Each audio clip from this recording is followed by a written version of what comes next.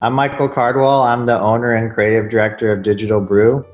We're a live action video production company and animation studio located in Orlando, Florida. And we help brands, all types of brands, tell their stories with the goal of helping them sell more stuff. So we don't do anything in the entertainment industry or anything like that. It's purely marketing and commercial work.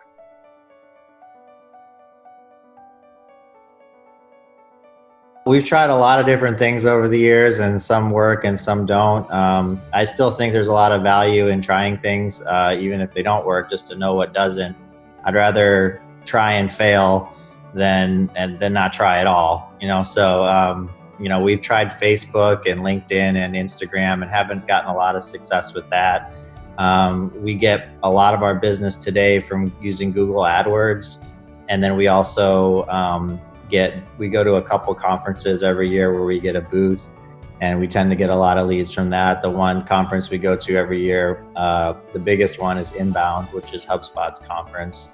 And then we also go to local networking events and things like that. And then the other way that we get business, and probably this is kind of the biggest source of our revenue, is by when we get a new client, we try to give them a really good experience.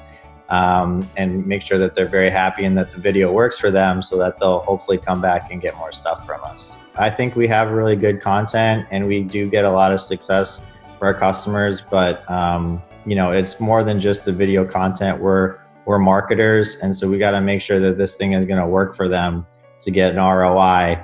And so when it does that, then they tend to come back and get more from us. So.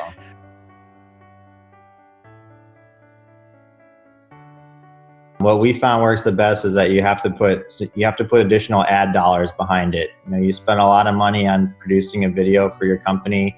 You want to get eyeballs on it, and that unfortunately requires additional capital to do that. And depending on what your business is, that will be what strategy that you want to use. Like I said, for us, we use AdWords, and our video is on our landing page that we drive traffic to. And that's got a lot of success for us. Other companies are using Facebook or Instagram.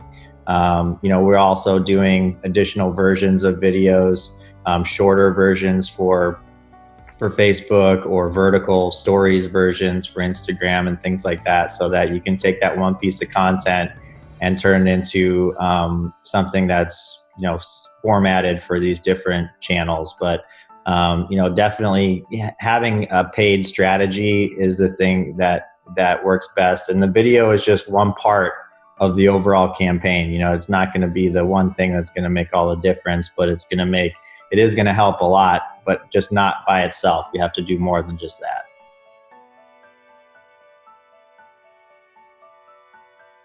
It's kind of case by case. I mean, sometimes we've had clients that come to us and they're an internet only business, and they want their clients to know, hey, there's real people behind this thing.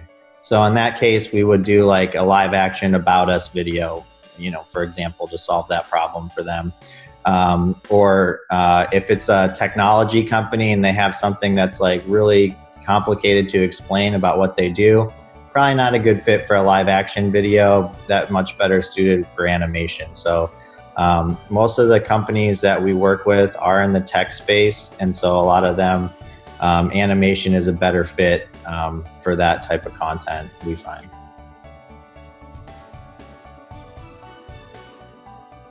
The thing is, with a lot of businesses, especially, just all businesses in general, like, you spend a lot of time crafting the thing that you're selling, okay? And there's so many cool things that it does, like tons, but you can't put all of that in the video because it's gonna be too long. No one's gonna watch it all.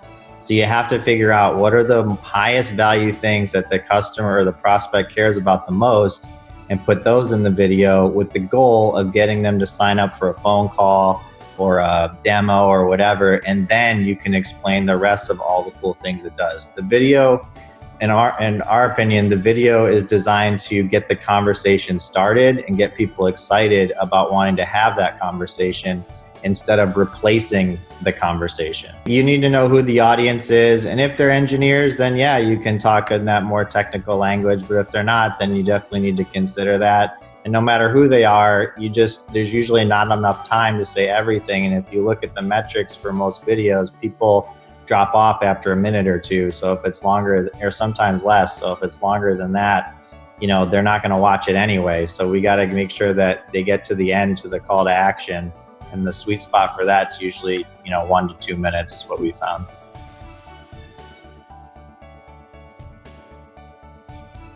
Well, I think we talked about that earlier, is that they make the video, but then they don't do anything with it, or they just put it on their website and think okay, now we have a video, we're going to check that box, and then now we're going to start seeing a whole bunch more success.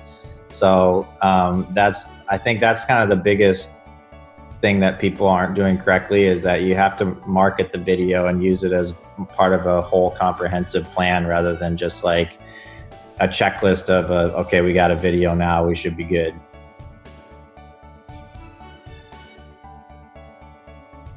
$80 or 90% of the videos we're doing now are animated.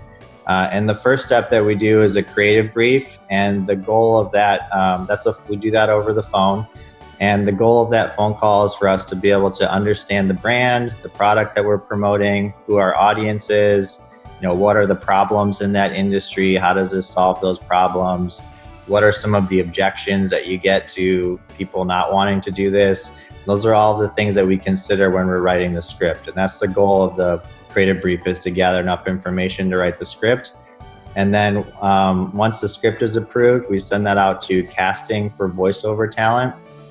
We use a online resource called Voice 123. We put up a small section of their script, and we get usually about 50 or 100 auditions of voiceover talent. And then we pick the top 3 to 5. We don't make the clients listen to all of them. And then once they decide who they want to go with, the recording is all done over the phone. So the voiceover artist is in their booth, at their house usually, and we just coach them over the phone with the client to get the read that we like. And then once that's done, we move into the design phase. And there's millions of different ways we can draw this stuff. And if it's a bigger brand, then they have hey, we want you to make it look just like this, because they just have a 100-page brand guide or something. But for smaller businesses, a lot of them don't have that. So we start with a mood board. And for us, a mood board is a collection of very different looking artwork, that all of which we think would be a good fit for the video. And then we send that to the client to let them kind of cherry pick which ones they like the best. And then after that, now we have our art direction. And so we'll draw 2 or 3 style frames that will be the custom artwork for the video, to make sure that they like that. And so, in those style frames, if it's a character animated video, we'll include a shot with a character and a part that doesn't have characters. Kind of give them a breath of what the whole thing will look like. And then once that's approved, we do all the storyboards for the whole video. And the way that we do it is we do the full vector artwork for the storyboards. We don't do just pencil sketches or anything like that. And we share that with the client over the phone. And if they have any changes, and they have a couple, we'll make those. And then once that's done, we prep all the artwork for animation, edit the voiceover and the music, and put everything together. And then when they get the final delivered video, there's not any surprises, because they've seen, we had a lot of steps up to this point to make sure that they're going to be happy with it at the end. And there's usually very few changes once they get the video.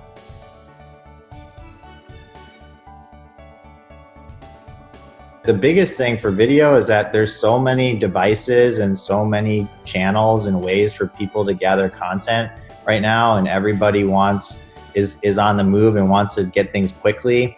And so a video is a great way to solve that problem for brands, is to get their customers looking at something and getting the message quick, and doing it in these different formats, like I talked about earlier, taking the one video that we make and making a vertical version and a social version, and and putting subtitles on it for social media and things like that.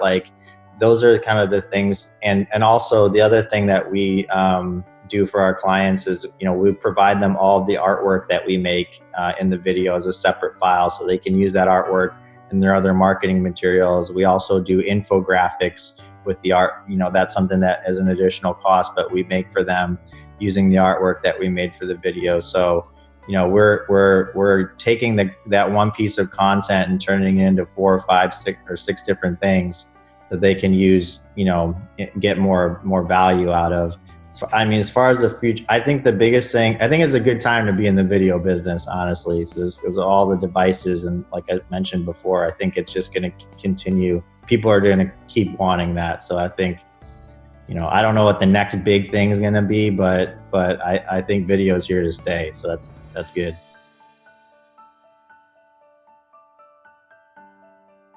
We have won 17 Emmy Awards for our commercial work. So the commercial work there's different types of Emmys. There's the national daytime and primetime Emmys that are for TV shows. And then there's another section of the Emmys that's for commercial work, and those are the ones that we won for.